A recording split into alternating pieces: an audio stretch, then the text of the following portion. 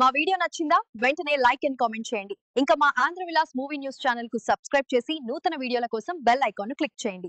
నటి విజయలక్ష్మినాం తమిళర్ కచ్చి నేత సీమాన్ల మధ్య దశాబ్దకాలంగా సాగిన వివాదం ఎట్టకేలకు ముగిసింది. సుప్రీంకోర్టులో ఇరువురు పరస్పరం క్షమాపణలు చెప్పుకోవడంతో ఈ కేసు కొలిక్కి వచ్చింది.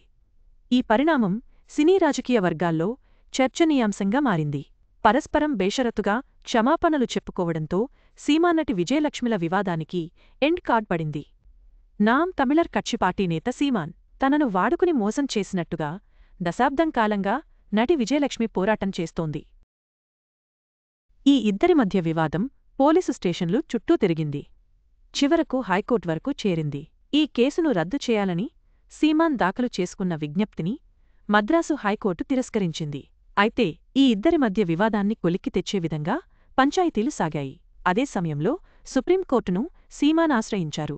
ఈ సమయంలో సీమాన్పై తాను ఇచ్చిన కేసును వెనక్కు తీసుకుంటున్నట్టు లిఖితపూర్వకంగా విజయలక్ష్మి పోలీసులకు సమర్పించారు. పెద్దల పంచాయతీతో వివాదం సద్దుమణిగిన వ్యవహారం కోర్టులో ఉండటంతో విచారణ ఎదుర్కోక తప్పలేదు. ఎట్టకేలకు సీమాన్ విజయలక్ష్మి పరస్పరం క్షమాపణలు చెప్పుకోవడంతో వివాదం కోర్టులోనూ సమసినట్లయింది. బుధవారం విచారణ సమయంలో ఈ క్షమాపణల ప్రస్తావన సుప్రీంకోర్టు న్యాయమూర్తుల బెంచ్ ముందుకు వచ్చింది. ఇరువురి వాదనల అనంతరం క్షమాపణలను పరస్పరం అంగీకరించిన నేపథ్యంలో కేసును ముగించారు.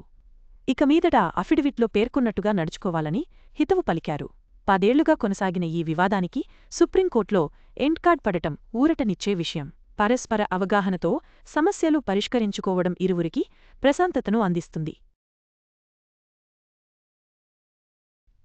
ఈ సంఘటన భవిష్యత్తులో ఇలాంటి వివాదాలకు ఒక పాఠం కావాలి.